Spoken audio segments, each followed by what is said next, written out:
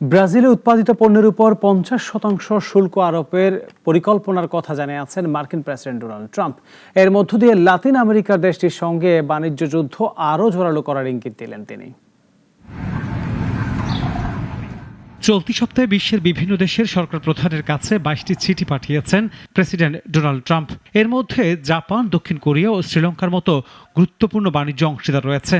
এইসব চিঠিতে তিনি দেশগুলোর পণ্যের উপর নতুন শুল্ক আরোপের পরিকল্পনার কথা জানান।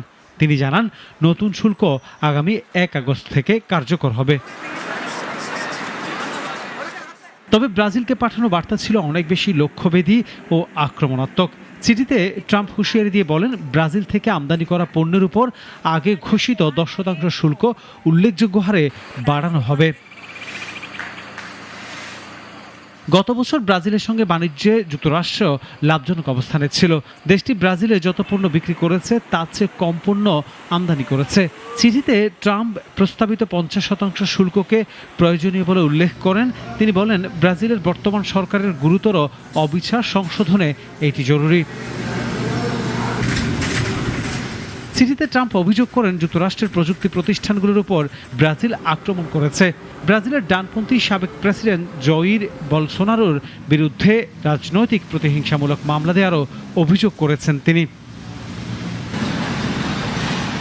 ট্রাম্প ব্রাজিলের ডিজিটাল বাণিজ্য নীতির বিরুদ্ধে মার্কিন বাণিজ্য প্রতিনিধিকে দিয়ে একটি 301 তদন্ত শুরু করার নির্দেশ দেবেন বলেও জানান।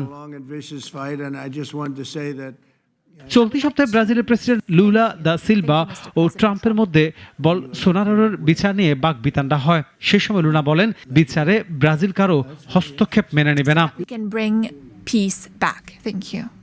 এই ধরনের পদক্ষেপের অর্থ হবে শুল্ক আরোপের জন্য আগে যুক্তরাষ্ট্রের পক্ষ থেকে যেসব প্রতিষ্ঠান আইনি পদ্ধতি ব্যবহার করা হয়েছে সেদিকেই আবার ফিরে যাওয়া।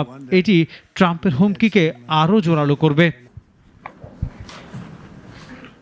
ডেস্ক রিপোর্ট, নাগরিক।